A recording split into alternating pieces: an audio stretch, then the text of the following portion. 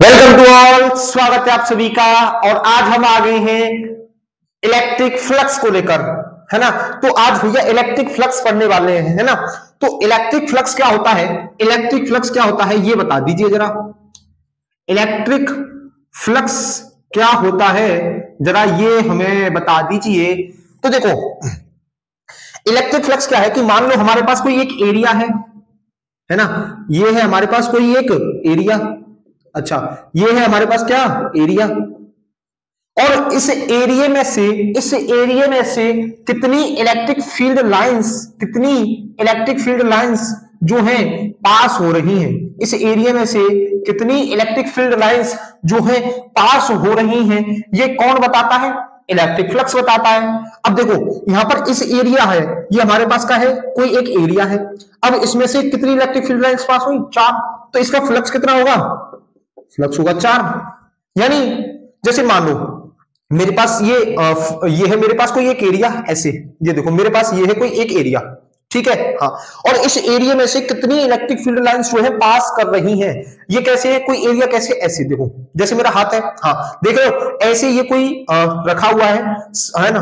तो इसकी सरफेस कैसी है, ऐसे। अब इसमें से इलेक्ट्रिक फील्ड लाइंस जो है पास कर रही हैं। इसमें से क्या है, इलेक्ट्रिक फील्ड लाइंस पास कर रही हैं। और कितनी पास कर रही हैं ये कौन बताएगा, इलेक्ट्रिक फ्लक्स बताएगा।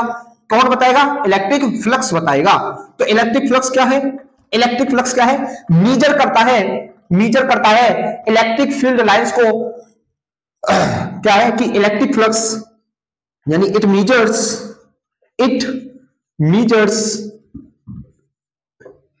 The electric field lines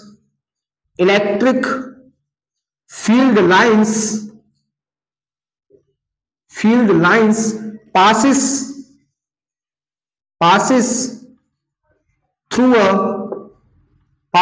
a given area। यानी किसी एक एरिया में से कितनी इलेक्ट्रिक फील्ड लाइंस जो है वो पास हो रही है, ये कौन बताएगा, हमारा इलेक्ट्रिक फ्लक्स बताएगा। अच्छा, जैसे भैया मान लो मेरे पास कोई एक ये है एरिया, ठीक है।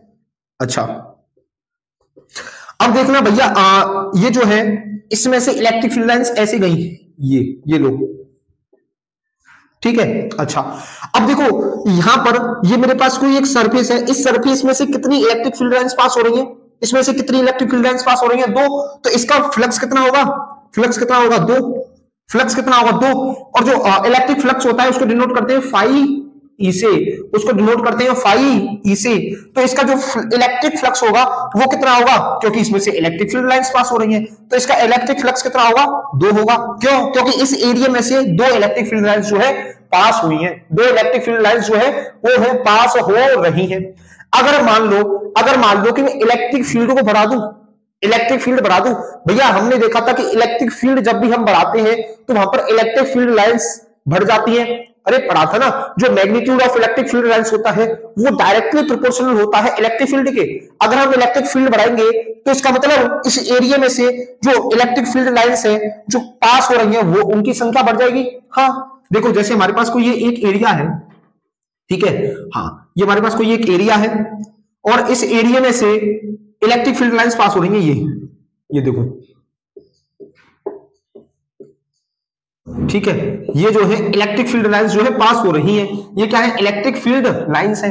देखो इसमें से कितनी इलेक्ट्रिक फील्ड लाइंस पास हो रही है, 5, है ना।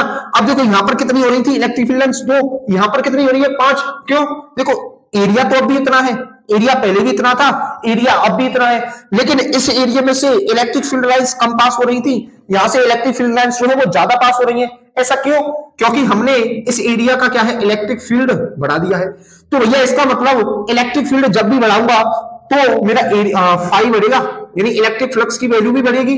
हाँ बहुत सही, जब भी मैं इलेक्ट्रिक फील्ड बढ़ाऊंगा तो मेरा क्या है, इलेक्ट्रिक फ्लक्स भी बढ़ेगा। अच्छा भैया, और कैसे बढ़ा सकता हूं मैं इलेक्ट्रिक फ्लक्स को, देखो अब मान लो कि मेरे पास यही फील्ड लाइंस है, अगर अब मैंने एरिया को बढ़ा दिया, अब मैंने क्या है, एरिया बढ़ा दिया, भैया ये लो एरिया बढ़ा दिया। अच्छा, तो अब ये जो number of field lines pass होंगी, ये सारी जो इलेक्ट्रिक फील्ड लाइंस है, देखो इलेक्ट्रिक फील्ड लाइंस अब भी इतनी है, लेकिन अब मैंने क्या है, एरिया बढ़ा दिया। तो अब यहां पर फील्ड लाइंस क्या है, ज्यादा पास हो रही है, फील्ड लाइंस जो है ज्यादा पास हो रही है। तो इसका मतलब अगर मैंने एरिया बढ़ाया तब भी मेरा इलेक्ट्रिक फ्लक्स बढ़ेगा, तब भी मेरा जो है इलेक्ट्रिक फ्लक्स बढ़ेगा। देखो मैं कहना क्या चाहता हूं, पहले मेरे पास ये कोई एक एरिया था, इसमें से कुछ इलेक्ट्रिक फील्ड लाइंस जो है वो पास कर रही थी, ठीक है, और ये मेजर कौन करता है, ये हमारा करता है इलेक्ट्रिक फ्लक्स। अब मैंने वहीं पर इलेक्ट्रिक फील्ड बढ़ा दिया, इलेक्ट्रिक फील्ड बढ़ा दिया, और इलेक्ट्रिक फील्ड बढ़ाने से क्या हुआ कि इस एरिया में से इलेक्ट्रिक फील्ड लाइंस ज्यादा पास करने लगी, ज्यादा पास करने लगी। तो जब इस एरिया में से ज्यादा इलेक्ट्रिक फील्ड लाइंस पास करेंगी तो इसका इलेक्ट्रिक फ्लक्स भी बढ़ेगा, हाँ, क्योंकि ज्यादा फील्ड लाइंस पास हो रही है। तो इसका मतलब जब मैंने इलेक्ट्रिक फील्ड बढ़ाया तो मेरा फ्लक्स बढ़ा। अच्छा, अब मेरे पास क्या है, यही फील्ड लाइंस थी, लेकिन अब मैंने इस बार एरिया को बढ़ा दिया, इस बार मैंने क्या किया, एरिया बढ़ा दिया, और जब मैंने एरिया बढ़ाया तो क्या देखा कि फ्लक्स जो है अब भी बढ़ रहा था। हाँ, इसका मतलब जो फ्लक्स होता है, जो फ्लक्स होता है वो डायरेक्टली प्रोपोर्शनल होता है किसके, इलेक्ट्रिक फील्ड के, है ना। हाँ, और जो फ्लक्स होता है, फ्लक्स जो होता है वो डायरेक्टली प्रोपोर्शनल होता है एरिया के, है ना। यहां से यही तो कंक्लूजन निकल के आया कि जो इलेक्ट्रिक फ्लक्स होता है वो डायरेक्टली प्रोपोर्शनल होता है इलेक्ट्रिक फील्ड के, और डायरेक्टली प्रोपोर्शनल होता है एरिया के। हाँ, तो इलेक्ट्रिक फ्लक्स जो होगा वो क्या है, E vector dot A vector, E vector dot A vector. अच्छा, अब देखो तो यहां से हम फ्लक्स को कैसे लिखेंगे, E vector dot A vector, flux को हम कैसे लिख देंगे, E vector dot A vector. Electric field क्या है, वेक्टर क्वांटिटी, वेक्टर क्वांटिटी है, और एरिया क्या है भैया, एरिया हमने पढ़ा था ये है वेक्टर क्वांटिटी, लेकिन भैया हम तो एरिया पढ़े थे, एरिया तो स्केलर क्वांटिटी है, लेकिन हाँ यहां पर हम एरिया को क्या है वेक्टर लेंगे, है ना। अब यहां पर क्या है, एरिया वेक्टर बन जाएगा। अच्छा, और फिर ये भैया फ्लक्स कैसी क्वांटिटी होगी, फ्लक्स होगी स्केलर, फ्लक्स होगी स्केलर, क्योंकि दो वेक्टर क्वांटिटी का जो डॉट प्रोडक्ट होता है वो क्या होता है, स्केलर होता है। जो दो वेक्टर का क्वांटिटी का जो स्केलर डॉट प्रोडक्ट होता है वो होता है हमारा स्केलर, है ना, और इसको स्केलर प्रोडक्ट भी बोलते हैं। अच्छा भैया, यहां तक ये सब कुछ समझ में आ गया, इलेक्ट्रिक फ्लक्स समझ में आ गया, इलेक्ट्रिक फील्ड हम पहले से जानते हैं, लेकिन भैया ये एरिया वेक्टर क्या है ये समझा दो जरा, है ना, एरिया वेक्टर क्या है ये समझा दीजिए। यहां तक समझ में आ गया, इसको नोट करेंगे, इसको नोट करेंगे, फिर जानते हैं एरिया वेक्टर क्या होता है। नोट कर लिया, कर लिया, ठीक है, तो नोट कीजिए। मैं तुझसे दूर कैसा हूं, तू मुझसे दूर कैसी है, ये तेरा दिल समझता है या मेरा दिल समझता है, इस धरती की बेचैनी को बस बादल समझता है। चलो अब हेडिंग क्या बनाएंगे, हेडिंग बनाएंगे भैया एरिया वेक्टर क्या होता है, तो हेडिंग डालिए एरिया वेक्टर, एरिया वेक्टर, ठीक है, जिसको हम डिनोट करेंगे ए वेक्टर से, ठीक है, ए वेक्टर से इसको डिनोट कर देंगे। अच्छा, अब देखो एरिया जो होगा ना वो किसी भी सरफेस के या फिर किसी भी एरिया के परपेंडिकुलर होगा। ये जो एरिया वेक्टर होगा ये किसी भी सरफेस के या फिर किसी भी एरिया के परपेंडिकुलर होगा। जैसे भैया मान लो कि मेरे पास ये कोई एक एरिया है, मेरा हाथ है ना, और इस एरिया के जो एरिया वेक्टर होगा वो कैसे होगा, परपेंडिकुलर, परपेंडिकुलर होगा, ऐसे परपेंडिकुलर। देखो जैसे ये क्या है, पहले तो ये हेडिंग डाल लो कि एरिया वेक्टर क्या है, always always always perpendicular to the surface, always perpendicular to the surface और एरिया, और एरिया किसी भी एरिया के या फिर सरफेस के क्या होगा, ये परपेंडिकुलर होगा। अच्छा, अब जैसे मान लो कि मेरे पास कोई एक एरिया है और वो क्या है, वाई जेड प्लेन में रखा, सॉरी एक्स वाई प्लेन में रखा हुआ है, ठीक है। हमारे पास तीन एक्सिस होती हैं, तीन एक्सिस होती है, कौन कौन सी होती है भैया बता दीजिए जरा। एक होती है एक्स एक्सिस, एक होती है वाई एक्सिस, और एक होती है हमारी जेड एक्सिस। एक वाई एक्सिस, एक हमारी एक्स एक्सिस, और एक हमारी जेड एक्सिस। अच्छा, और इन तीनों के बीच में 90, ये तीनों जो है एक दूसरे के 90 डिग्री के एंगल पर होती हैं, यानी जो तीनों एक्सिस जो है ये एक दूसरे के परपेंडिकुलर होती हैं। हाँ भैया बिल्कुल सही बात, बिल्कुल सही बात।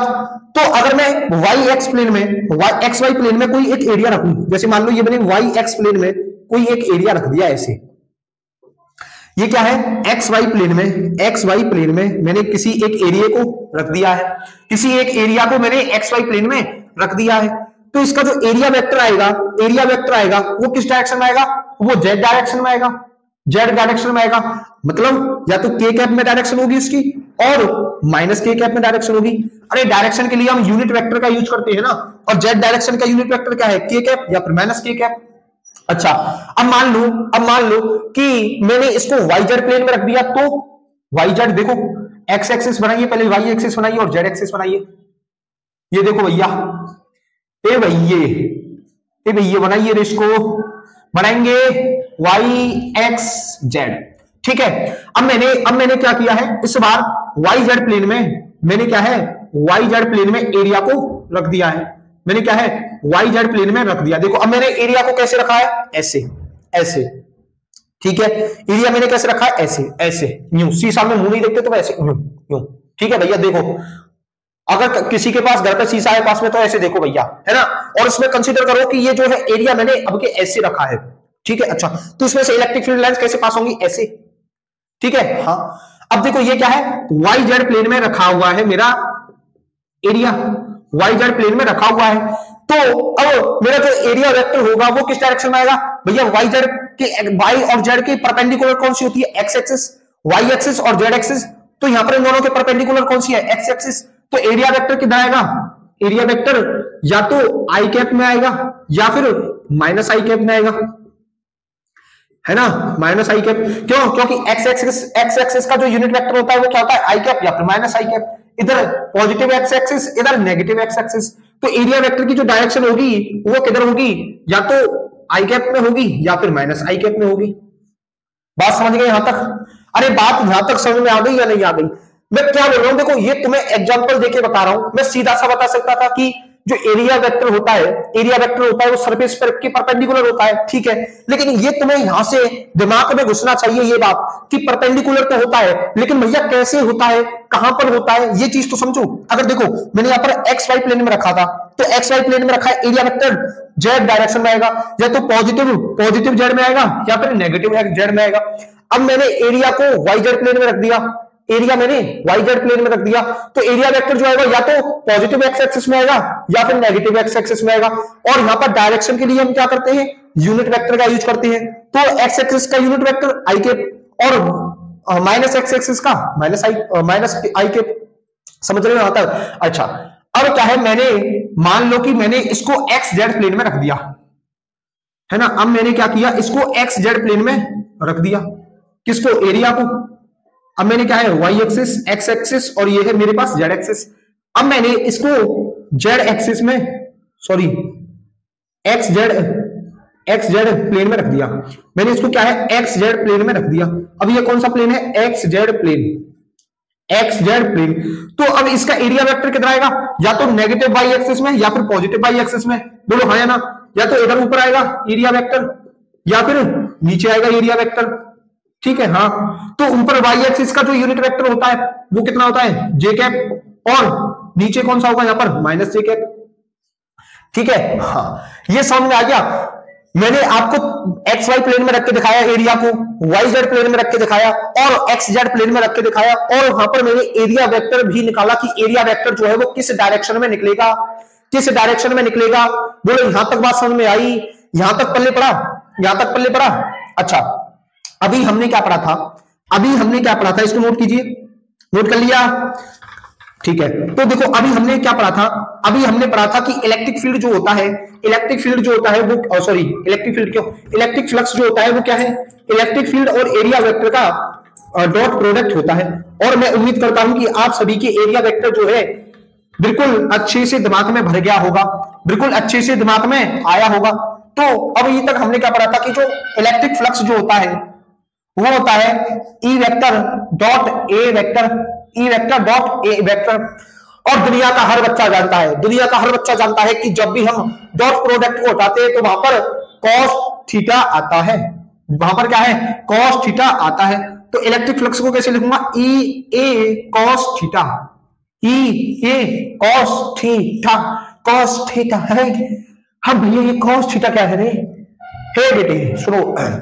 अब देखो, अब जो cos थीटा है, cos थीटा है, यहां पर थीटा क्या है, थीटा क्या है, theta is the angle between electric field and area vector, electric field and area vector. ये थीटा क्या है, theta is the angle between electric field and area vector. समझो कैसे, ये है मेरे पास कोई एक एरिया, समझेंगे, ये है मेरे पास एक एरिया, है ना। तो हमारे केमिस्ट्री वाले सर थे, हमारे पता है केमिस्ट्री वाले सर थे, वो भाई साहब कैसे बोलते थे, ऐसे बनाएंगे मतलब उनकी यार एक अलग ही कला थी बोलने की, है ना। हाँ, तो यहां पे क्या है कि मान लो मेरे पास आपके इलेक्ट्रिक फील्ड ऐसे है, इलेक्ट्रिक फील्ड लाइंस जो है वो ऐसे हैं। अच्छा साहब, ये नहीं इलेक्ट्रिक फील्ड लाइंस। अब लेकिन जो हमारा एरिया होता है, जो हमारा एरिया होता है वो क्या होता है, किसी भी सरफेस के परपेंडिकुलर, किसी भी सरफेस के परपेंडिकुलर। और ये क्या है, मेरा एरिया वाई जेड प्लेन में रखा हुआ है, वाई जेड प्लेन में, ठीक है। हाँ, तो अब मेरा इसका एरिया वेक्टर कितना आएगा, एक्स एक्सिस में आएगा। देखो ऐसे एरिया वेक्टर कैसे आएगा, ऐसे, ये परपेंडिकुलर एरिया वेक्टर आ गया, है ना। इस सरफेस के क्या है, ये परपेंडिकुलर है। हाँ, तो अगर मैं कहीं पर भी एरिया वेक्टर खींचना चाहूं तो ऐसे खींच सकता हूं, बोलो हाँ या ना। तो यहां पर जो थीटा है वो क्या है, इलेक्ट्रिक फील्ड और एरिया वेक्टर के बीच का एंगल। ये देखो, ये है theta, angle between area vector and electric field, angle between electric field and area vector. यहां तक ये समझ में आ गया, बोलो यहां तक समझ में आया। हाँ, अब भैया यूनिट की बात करें तो यूनिट की बात कर लेते हैं थोड़ा सा, किसकी, फ्लक्स की। तो फ्लक्स क्या होता है, फ्लक्स होता है ई ए कॉस थीटा। तो इलेक्ट्रिक फील्ड की न्यूटन पर मीटर, न्यूटन पर कूलम्ब क्या होती है, न्यूटन पर कूलम्ब। एरिया की क्या होती है, मीटर स्क्वायर, एरिया की क्या होती है, मीटर स्क्वायर। तो इलेक्ट्रिक फ्लक्स की जो यूनिट होगी वो क्या होगी, न्यूटन मीटर स्क्वायर पर कूलम्ब। यूनिट क्या होगी, न्यूटन मीटर स्क्वायर पर कूलम्ब, क्या होगी, न्यूटन मीटर स्क्वायर पर कूलम्ब। समझ गए ना, यूनिट समझे, इसके यूनिट समझे तो इसको नोट कीजिए बढ़िया तरीका से। अब देखिए, अब यहां पर कुछ केसेस की बात करते हैं, केस डालेंगे वन, केस वन। और केस वन क्या कहता है हमारा, कि मान लो if theta is equal to कितना हो जाए, 0 डिग्री, यानी थीटा क्या है, 0 डिग्री। अब इलेक्ट्रिक फील्ड और एरिया वेक्टर के बीच का जो थीटा है, एंगल है, वो कितना है, 0 डिग्री। जैसे देखो यहां पर मेरा है, ये है एरिया, ये है मेरे पास कोई एक एरिया, और इसमें से जो एरिया वेक्टर होगा वो इसके परपेंडिकुलर होगा। हाँ, और इलेक्ट्रिक फील्ड भी किधर है, इधर ही है। इसकी जो इलेक्ट्रिक फील्ड है वो भी किधर है, इधर ही है। अच्छा, तो यहां पर दोनों के बीच में थीटा जो है 0 है। अब देखो यहां पर थीटा लेने में क्या है, दिक्कत होती है।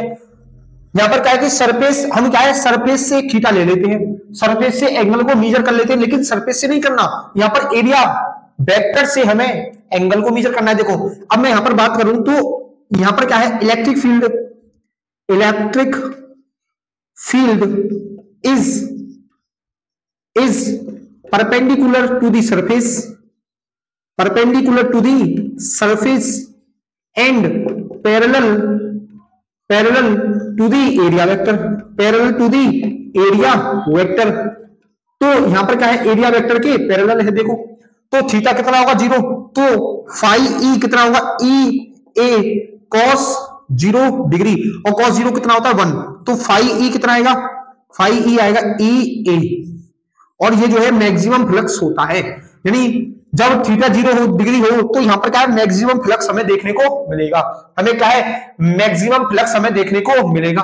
अच्छा, अगर मान लो केस 2 में लूं, केस 2, और यहां पर क्या है कि थीटा मेरा 90 डिग्री हो जाए, थीटा मेरा क्या है, 90 डिग्री हो जाए। तो थीटा 90 डिग्री कैसे होगा, जैसे मेरे पास ये है कोई एक एरिया, ठीक है, एरिया है भैया, है ना। ये क्या है, वाई एक्स जेड प्लेन में रखा हुआ है। ये देखो ये वाई जेड प्लेन में था, ये जो था वाई जेड प्लेन में था, तो इसका जो एरिया वेक्टर था वो एक्स एक्सिस में गया था। ये जो है एक्स जेड एक्स प्लेन में है, ये क्या है, एक्स जेड प्लेन में है, तो इसका एरिया वेक्टर किधर जाएगा, एरिया वेक्टर जाएगा वाई प्लेन, वाई एक्सिस में एरिया वेक्टर, या फिर नीचे भी आ सकता है ये लोग एरिया वेक्टर। अच्छा, अब इसकी इलेक्ट्रिक फील्ड लाइंस जो है वो ऐसे इलेक्ट्रिक फील्ड लाइंस जो है वो पास कर रही हैं। यहां पर क्या है कि एरिया वेक्टर और इलेक्ट्रिक फील्ड के बीच में एंगल कितना है 90 डिग्री। अरे देखो एरिया है ऊपर, इलेक्ट्रिक फील्ड है ऐसे, इलेक्ट्रिक फील्ड एरिया वेक्टर, तो दोनों के बीच में कितना एंगल 90 डिग्री। तो यहां पर फाई ई कितना होगा ई ए कॉस 90, और कॉस 90 कितना होता है 0, तो यहां से क्या है 0, यहां पर जो फ्लक्स होगा वो कितना होगा 0। इसका मतलब यहां से नंबर ऑफ फील्ड लाइंस कितनी पास करेंगी 0, यानी एक भी फील्ड लाइंस जो इसको पास नहीं करेंगी, नहीं करेंगी भाई साहब। देखो अब देखो कैसे है, अब मेरे पास एरिया वेक्टर जो है वो ऐसे है, ऐसे एरिया क्या है मेरा ऐसे है, एरिया वेक्टर कितना होगा यूं, एरिया वेक्टर कितना होगा यूं, तो इलेक्ट्रिक फील्ड मेरी कैसे जा रही है ऐसे, इलेक्ट्रिक फील्ड ऐसे जा रही है ऐसे। ये देखो इलेक्ट्रिक फील्ड लाइंस जो है वो यहां से भाई देखो इसको पास ही नहीं कर रही, यार इसको क्रॉस ही नहीं कर रही। देखो पहले इस वाले में क्या था मेरा इलेक्ट्रिक फील्ड, जो मेरा एरिया था, देखो इस वाले में देखो जो मेरा एरिया था वो ऐसे था, एरिया था मेरा ऐसे था, उसमें से इलेक्ट्रिक फील्ड लाइंस जो है वो ऐसे क्रॉस कर रही थी, ऐसे क्रॉस कर रही थी, तभी तो उसका इलेक्ट्रिक फ्लक्स निकल के आ रहा था, और वो कितना था ये। अब लेकिन ये जो एरिया है वो एक्स जेड प्लेन में आ गया ऐसे, ऐसे है ना, तो अब इलेक्ट्रिक फील्ड लाइन जो है वो ऐसे इसके पैरेलल पास हो जाएंगी, इलेक्ट्रिक फील्ड लाइन जो है वो इसके पैरेलल पास हो जाएंगी, इसको क्रॉस नहीं करेंगी। देखो ऐसे जाएंगी इलेक्ट्रिक फील्ड लाइन, समझ गए? हाँ समझ में आया नहीं आया? तो मैं कहना क्या चाह रहा हूं, मैं यहां पर ये कहना चाह रहा हूं कि जो इलेक्ट्रिक फील्ड है, electric field is perpendicular to the surface, perpendicular to the surface, oh no no no no no no perpendicular to the area vector, है ना, perpendicular to the area vector and parallel to the surface।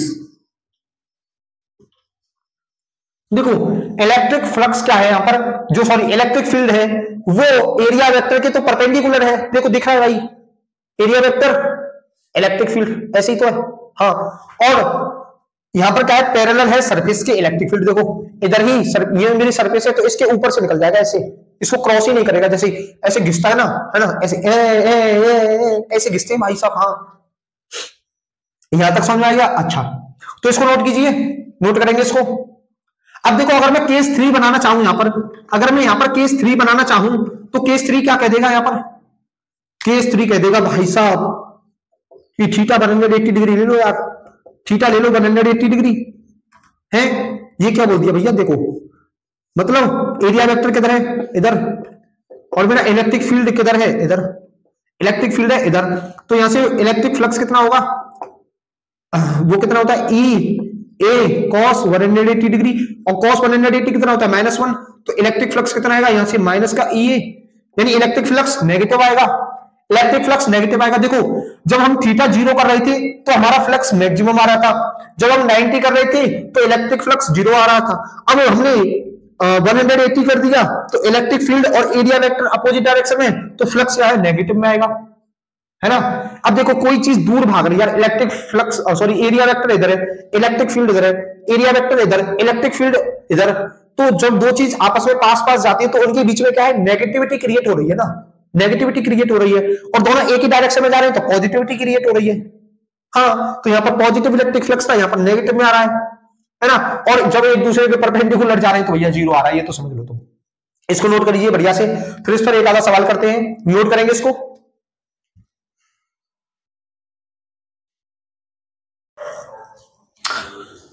तो देखिए question क्या कहता है कि a rectangular surface of side 10 centimetre and 15 centimetre is placed inside uniform electric field of 25 volt per metre such that the surface makes an angle of 30 degree with the direction of electric field. अब यहां पर जो angle है, ध्यान से पढ़ना question को, angle जो है वो सरफेस और इलेक्ट्रिक फील्ड के बीच का एंगल दिया हुआ है हमें, हाँ, तो find the flux of the electric field through the rectangular surface. देखो ये हमारे पास कोई एक एरिया है, समझ रहे हो, ध्यान से समझना भाई साहब, हाँ ये कोई हमारे पास एक एरिया है, वाई जेड प्लेन में रखा हुआ है, ये जो है वाई जेड प्लेन में रखा हुआ है, हाँ, इसकी वजह से जो इलेक्ट्रिक फील्ड है वो ऐसे है, इसकी वजह से जो इलेक्ट्रिक फील्ड है वो ऐसे है। अब यहां पर जो इसका एरिया वेक्टर आएगा वो किधर आएगा, एरिया वेक्टर किधर आएगा, इसका एक्स डायरेक्शन में आएगा भाई, इसका जो एरिया वेक्टर है वो किधर आएगा ऐसे एक्स डायरेक्शन में, क्योंकि ये वाई जेड प्लेन में रखा हुआ है। अब ये बोल रहा है कि हमारे पास क्या है, यूनिफॉर्म इलेक्ट्रिक फील्ड है, इलेक्ट्रिक फील्ड हर जगह पर सेम है, तो surface makes an angle of 30 degree. इस बार जो इलेक्ट्रिक फील्ड के साथ जो सरफेस एंगल बना रही है वो कितना है, 30 डिग्री, 30 डिग्री है ना, डायरेक्शन ऑफ इलेक्ट्रिक फील्ड। अच्छा, तो अब यहां पर क्या है, अब यहां पर हम सवाल करेंगे तो फाई ई जो होगा वो होगा ई ए कॉस थीटा। अब देखो हमें यहां पर इलेक्ट्रिक फील्ड गिवन है, एरिया निकाल लेंगे, एरिया होता है साइड लेंथ इनटू ब्रीथ। अरे ये देखो ये हमें 10 सेंटीमीटर दी हुई है, हाँ, और ये कितनी है 15 सेंटीमीटर रेक्टेंगुलर दिया हुआ है ना। हाँ, हमें इलेक्ट्रिक फील्ड गिवन है, एरिया गिवन है, एरिया हम निकाल लेंगे, लेकिन कॉस थीटा यानी एंगल अभी हमें यहां पर निकालना है। भैया आप बोलोगे कि एंगल तो गिवन है, यहां पर देखो ये रहा। अरे भाई साहब ये जो है ये इलेक्ट्रिक फील्ड और सरफेस के बीच का एंगल है, इलेक्ट्रिक फील्ड और सरफेस का बीच का एंगल है, लेकिन हम यहाँ पर एंगल किसके बीच का निकालेंगे, इलेक्ट्रिक फील्ड और एरिया वेक्टर के बीच का। तो इलेक्ट्रिक फील्ड और एरिया वेक्टर के बीच का एंगल कितना होगा, देखो अब जो एरिया वेक्टर होता है, एरिया वेक्टर जो होता है वो सरफेस से 90 डिग्री के एंगल पर होता है। बोला हाँ भैया बिल्कुल 90 डिग्री के एंगल पर, ये पूरा 90 और ये 30, तो ये कितना होगा 60 डिग्री, ये कितना होगा 60 डिग्री। यानी अब हमें जो थीटा गिवन है वो कितना है 60 डिग्री, थीटा कितना है 60 डिग्री। हाँ भैया अब हो जाएगा, है ना, अब हो जाएगा। तो देखो इलेक्ट्रिक फ्लक्स निकालेंगे, इलेक्ट्रिक फील्ड कितना है 25, एरिया कैसे निकालेंगे, लेंथ इंटू ब्रीथ, तो लेंथ कितना है 10 इंटू 15। अच्छा अब देखो, अब यहां पर ये दोनों है सेंटीमीटर में, है ना, लेंथ जो है, लेंथ कितनी दे रखी है, ब्रीथ जो है, ब्रीथ दे रखी है हमें 10 सेंटीमीटर, और इसको कैसे लिखूंगा 10/100 मीटर की, 100 मीटर। हाँ, और लेंथ कितनी है 15 सेंटीमीटर, 15 सेंटीमीटर रेक्टेंगल की, वो कितनी होगी 15/100, 15/100 मीटर। हाँ, तो दोनों के नीचे क्या लगा दूं मैं, 100 लगा दूं, बोल दो, अरे बोल दो। हाँ, और cos थीटा कितना है, cos थीटा है 30 डिग्री, cos थीटा है 30 डिग्री, अरे 30 डिग्री क्यों है, cos थीटा है 60 डिग्री। हाँ, बस ये देखो भाई थीटा को, एंगल को लेने में दिक्कत मत कर देना, यहाँ पर एंगल गलत करते ही पूरे क्वेश्चन के जज्बात बदल जाएंगे, हालात बदल जाएंगे और मार्क्स कट जाएंगे भाई साहब, तुम्हारी ध्यान याद रखना ये चीज। हाँ, तो यहाँ पर एंगल कितना लूंगा 60, और cos 60 कितना होता है 1/2, cos 60 कितना होगा 1/2। यहाँ पर क्या करेंगे, काटा बीटी बचाएंगे, बचा दो तो फिर देखो 0 से ये 0 कैंसिल, हाँ 25 से 100 4 टाइम्स कैंसिल, बोलो हाँ या ना। हाँ, ये कितनी बार 5 से 3 टाइम्स, और ये 2 टाइम्स, ये कितना आ जाएगा 3/16, 5e कितना आ गया 3/16, तो इसको करेंगे कितना आएगा 0.18 के समथिंग आएगा कोई है। हाँ, ये देखो 0.1875 जो है इसका राइट आंसर हो जाएगा, ये रहा, है ना 0.1875। इसको कैलकुलेट करके देख लेना, यही आएगा, यही निकल के आएगा। तुम्हारा इलेक्ट्रिक फ्लक्स कितना है 0.1875 न्यूटन मीटर स्क्वायर पर कूलम। तो इसको नोट कीजिए, नोट कीजिए, फिर अगला सवाल करें।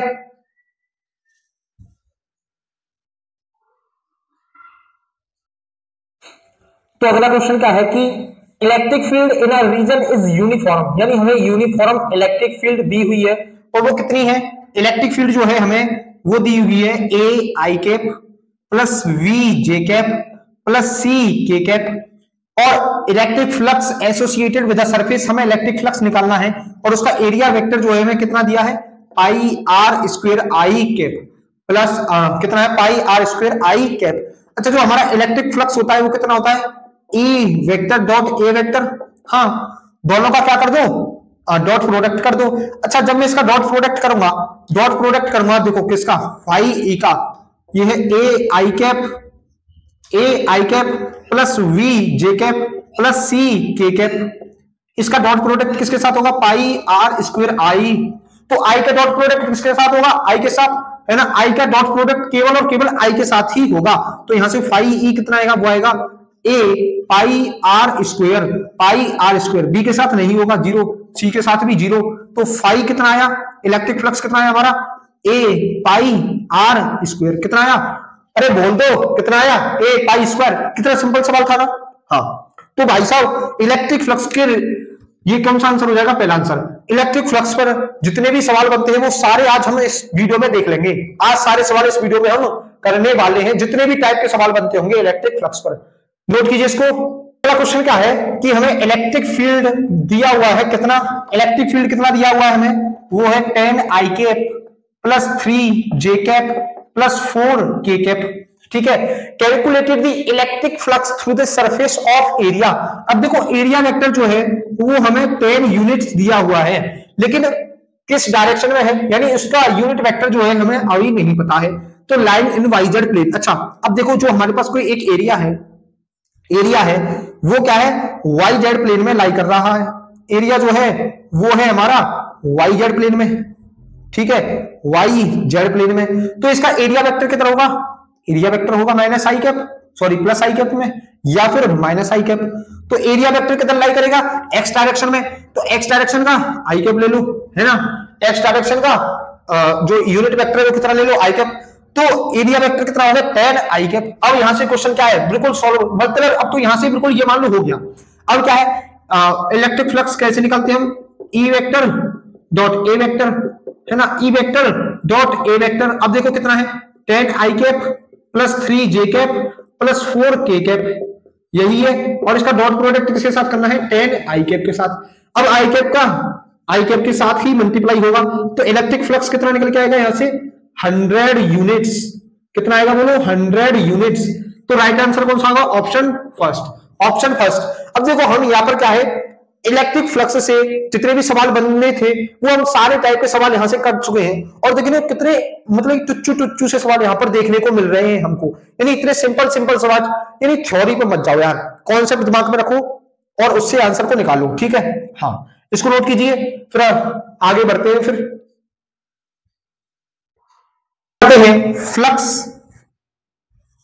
Flux through a closed surface, क्या पढ़ेंगे, flux through a closed surface, है ना। अभी तक क्या थी, हमारी जो सरफेसेस थी वो क्लोज सरफेस नहीं थी। अब क्या है, यहां पर हम क्लोज सरफेस के थ्रू क्या निकालेंगे, फ्लक्स को निकालेंगे। पहले हम कोऑर्डिनेट सिस्टम बनाइए पहले। हाँ भैया,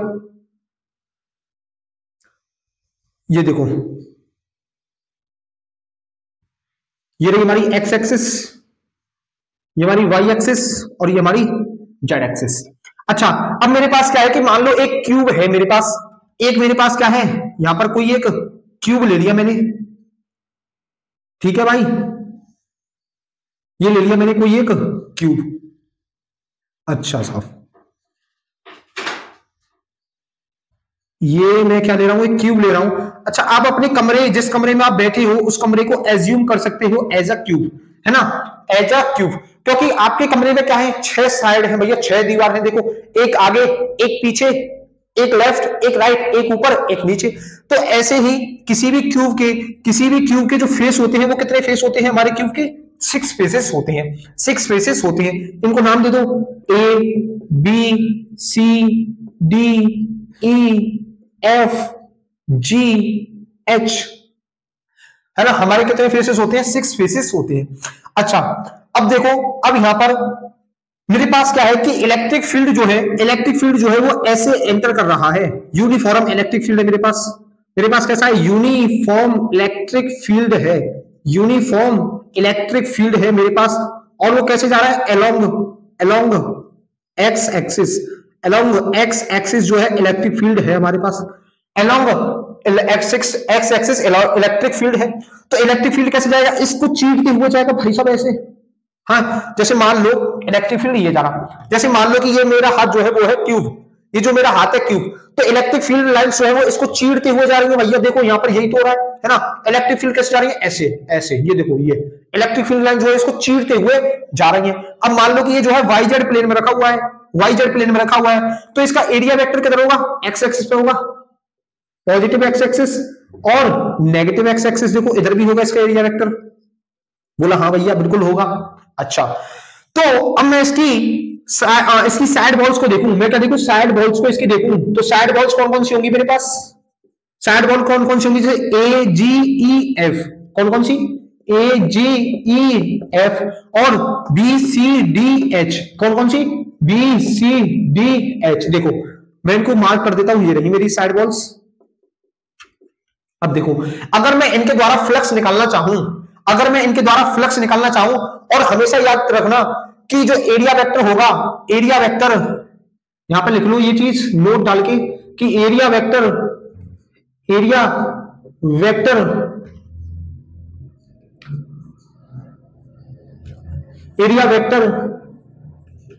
is outward for closed surface, यानी जो क्लोज्ड सरफेस के द्वारा जो हमारा एरिया वेक्टर होगा वो क्या होगा, आउटवर्ड डायरेक्शन में होगा। यानी इस वॉल की वजह से, ये जो मेरी वॉल है, इस वॉल की वजह से इलेक्ट्रिक जो एरिया वेक्टर है वो इधर होगा, अंदर की तरफ नहीं हो सकता। और ये जो मेरी साइड वॉल है, इसके द्वारा जो एरिया वेक्टर होगा वो इधर होगा, इधर नहीं हो सकता। अच्छा साहब, ये पॉइंट नोट पॉइंट इसको बना लो भैया, इसको क्या है, नोट पॉइंट है ना। हाँ, अब देखो एरिया वेक्टर क्या है हमारा, सरफेस के आउटवर्ड डायरेक्शन में होता है। तो अब मान लो कि यहां से क्या है, इलेक्ट्रिक फील्ड लाइंस पास हो रही है इस एरिया की, अगर मैं बात करूं तो, है ना। हाँ, तो यहां पर इलेक्ट्रिक फ्लक्स जो होगा वो कैसा होगा, इनवर्ड। तो फाई इन यानी फाई इनवर्ड कितना होगा, वो होगा ई ए कॉस थीटा, और थीटा क्या है, angle between area vector and electric field. तो इलेक्ट्रिक फील्ड और एरिया वेक्टर के बीच का थीटा कितना है, 180 डिग्री। तो यहां पर एरिया कितना, थीटा कितना लूंगा, 180 डिग्री। इलेक्ट्रिक फील्ड इधर, एरिया वेक्टर इधर, तो cos 180 कितना होता है, -1। तो ये कितना होगा, माइनस का ई। अच्छा, अब इस वाली बॉल को अगर मैं देखूं तो इस बॉल से इलेक्ट्रिक फील्ड लाइंस जो है वो बाहर निकल रही है, तो इसकी वजह से इलेक्ट्रिक फ्लक्स जो होगा वो आउटवर्ड फ्लक्स होगा, ई आउट फाई आउट। तो इसकी वजह से ई ए कॉस थीटा, और यहां पर थीटा कितना है, 0 डिग्री। इलेक्ट्रिक फील्ड भी इधर, एरिया वेक्टर भी इधर, तो कॉस 0 डिग्री कितना होता है, 1। तो यहां से इलेक्ट्रिक फ्लक्स कितना आएगा, वो आएगा ई ए, वो कितना आएगा, ई ए। अच्छा, ऐसे इस साइड की वजह से पॉजिटिव आएगा, तो इसकी वजह से नेगेटिव, है ना। आगे देखो क्या है कि जो अपोजिट साइड्स होती है, यानी अपोजिट बॉल्स होती है, उनकी वजह से अपोजिट इलेक्ट्रिक फील्ड आता है। एक की वजह से पॉजिटिव आएगा तो दूसरी वजह से नेगेटिव, है ना। लेफ्ट वाली की वजह से अगर मान लो पॉजिटिव आ रहा है तो इससे नेगेटिव, ऊपर से पॉजिटिव आ रहा है तो नीचे से नेगेटिव आएगा। तो मैंने क्या है, दो साइड बॉल्स को मैंने कंसीडर करके यहां पर निकाला है। तो इसका मतलब यहां से जो फाई नेट आ रहा है वो कितना आएगा, 0। फाई नेट कितना आएगा, 0। इसका मतलब अगर हम किसी भी क्लोज्ड सरफेस के द्वारा इलेक्ट्रिक फ्लक्स निकालते हैं तो उसकी वैल्यू 0 आती है। हाँ, electric flux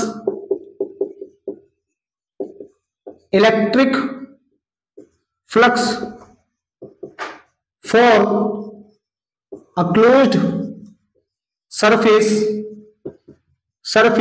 is 0 if electric field is uniform, अगर हमारी इलेक्ट्रिक फील्ड जो है यूनिफॉर्म हो तो, यानी किसी भी सरफेस के लिए, किसी भी क्लोज सरफेस के लिए जो नेट फ्लक्स आएगा या फिर टोटल फ्लक्स जो आएगा वो हमेशा 0 आएगा। कब आएगा, लेकिन जब इलेक्ट्रिक फील्ड यूनिफॉर्म हो। अगर भैया नॉन यूनिफॉर्म इलेक्ट्रिक फील्ड हो जाए तो हमारा इलेक्ट्रिक फ्लक्स जो है वो 0 नहीं आएगा। केवल और केवल यूनिफॉर्म इलेक्ट्रिक फील्ड के लिए हमारा फ्लक्स जो है वो 0 होता है। यूनिफॉर्म इलेक्ट्रिक फील्ड के लिए क्या है, क्लोज्ड सरफेस के लिए, और यूनिफॉर्म इलेक्ट्रिक फील्ड हो तो फ्लक्स 0 आएगा। गांठ बांध लो, ये कहीं पर भी दिख जाए तो फ्लक्स कितना लिखोगे, 0। फ्लक्स कितना लिखोगे, 0। इसको नोट कीजिए, नोट करेंगे इसको। अब क्या पढ़ेंगे, अब पढ़ेंगे flux through a curved surface. Curved surface के द्वारा हमारा इलेक्ट्रिक फ्लक्स कितना होगा, है ना। अब देखो, जैसे मान लो कि मेरे पास है कोई स्फीयर, है ना, ये है मेरे पास कोई एक स्फीयर, ठीक है। हाँ, ये मेरे पास है स्फीयर। अब समझना, अब मैं इस स्फीयर में क्या करूंगा, मान लो छोटा सा एरिया ले लूं, तो इसकी वजह से जो एरिया वेक्टर होगा वो इधर होगा। हाँ, अगर मैं यहां पर छोटा सा एरिया लूं तो इसकी वजह से छोटा सा एरिया वेक्टर होगा। हाँ, अगर मैं यहां पे छोटा सा एरिया काटूं तो इसकी वजह से छोटा सा एरिया वेक्टर होगा। अगर मैं यहां पर छोटा सा एरिया काटूं तो यहां पर छोटा सा एरिया वेक्टर होगा। बोलो हाँ। अब मैं ऐसे ही काटते जाऊं, इसकी सरफेस पर छोटा सा एरिया काटता जाऊं तो उसकी वजह से एरिया वेक्टर निकलेंगे। हाँ, और हर पॉइंट पर क्या है, हमारी एरिया वेक्टर की डायरेक्शन अलग है। हर पॉइंट पर एरिया वेक्टर की डायरेक्शन जो है अलग है। ये देखो, सरफेस के परपेंडिकुलर होते हैं एरिया वेक्टर, सरफेस के परपेंडिकुलर होते हैं। और एक चीज याद रखना, जो हमारी कर्व्ड सरफेस होती है उसकी वजह से जो एरिया वेक्टर होता है वो आउटवर्ड होता है, ना कि इनवर्ड।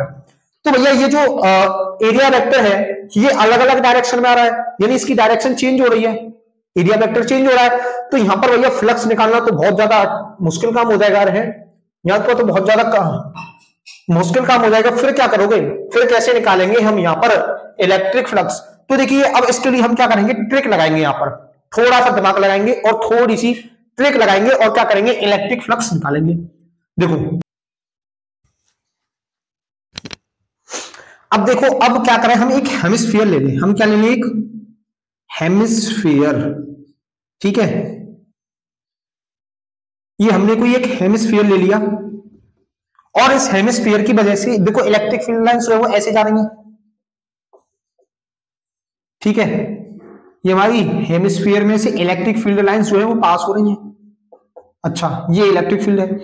अब जो एरिया वेक्टर होगा, एरिया वेक्टर जो होगा वो इसकी आउटवर्ड डायरेक्शन में होगा। देखो ऐसे एरिया वेक्टर होगा इसका, बोला हाँ, एरिया वेक्टर ऐसे ही होगा भैया इसका, क्योंकि इलेक्ट्रिक फील्ड जो एरिया वेक्टर होता है वो क्या होता है, क्लोज्ड सरफेस के आउटवर्ड डायरेक्शन में होता है, आउटवर्ड डायरेक्शन में होता है।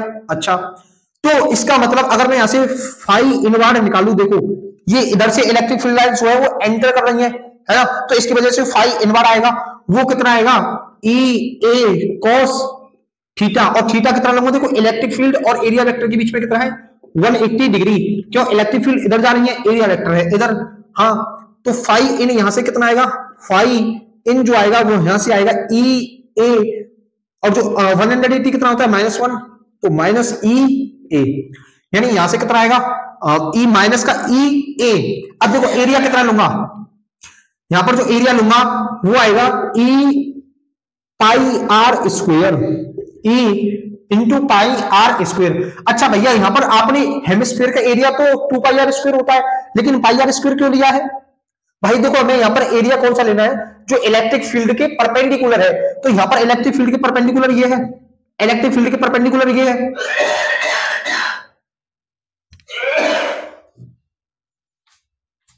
अरे ये देखो ना, ये कैसे बन रहा है, ये ऐसे बन रहा है, ऐसे ऐसे इलेक्ट्रिक फील्ड हमारी ऐसे पास हो रही है, ये है ना, तो इलेक्ट्रिक फील्ड के परपेंडिकुलर वाला एरिया लूंगा ना, तो ये कितना होगा, पाई आर स्क्वायर। अच्छा भैया, तो यहां से हमने फाई इनवर्ड तो निकाल दिया, लेकिन फाई आउटवर्ड कैसे निकालेंगे? देखो हमारा जो नेट फ्लक्स होता है, जो नेट फ्लक्स होता है वो कितना होता है, phi inward plus phi outward, phi inward plus phi outward. अच्छा, तो और यहां पर जो फाई नेट होता है, फाई नेट होता है वो 0 है भाई, यहां पर देखो फाई नेट कितना है, 0, फाई नेट कितना है, 0, तो इसका मतलब phi inward plus phi outward वो कितना आएगा, 0 के इक्वल। हाँ, तो फाई आउटवर्ड कितना आएगा, फाई आउटवर्ड कितना आएगा, माइनस का फाई इनवर्ड, माइनस का फाई इनवर्ड, तो यहां से फाई आउटवर्ड कितना आ जाएगा, ये खुद माइनस में, तो कितना आएगा, ई पाई आर स्क्वायर, या फिर जिसको हम पाई आर स्क्वायर ई भी लिख सकते हैं, pi r square E, pi r square E. देखो ये निकल के आ गया हमारा electric flux through a curved surface. देखो कोई भी कर्व्ड सरफेस है, हमने क्या किया, पहले फाई इन निकाला, और जो phi inward plus phi outward होता है वो टोटल फ्लक्स होता है, और यहाँ पर नेट फ्लक्स कितना है, 0, तो 0 के रखा, तो फाई आउटवर्ड जो होगा वो माइनस के फाई इनवर्ड के इक्वल होगा, और माइनस का फाई इनवर्ड क्या है, ये तो खुद माइनस में, तो क्या होगा, प्लस पाई आर स्क्वायर ई। अच्छा, अब ये जो इनवर्ड होगा ये है फ्लैट सरफेस के थ्रू, ये फ्लैट सरफेस का फ्लक्स होगा, ये जो फाई इनवर्ड है ये फ्लैट सरफेस का फ्लक्स होगा, और ये जो फाई आउटवर्ड है ये कर्व्ड सरफेस का, कर्व्ड सरफेस का फ्लैट, कर्व्ड सरफेस का फ्लक्स होगा। ये क्या है, कर्व्ड सरफेस का फ्लक्स होगा। तो नोट कीजिए इसको, कर लिया, ठीक है। तो आज की वीडियो को यहीं तक रखते हैं, फिर आपसे मिलेंगे कल की वीडियो में, और कल हम क्या पढ़ेंगे, गॉस लॉ पढ़ेंगे, और गॉस लॉ पे ढेर सारे क्वेश्चन करेंगे, और गॉस लॉ के एप्लीकेशन को भी हम पढ़ेंगे। तो तब तक के लिए बने रहिएगा, मिलते हैं फिर नेक्स्ट वीडियो में।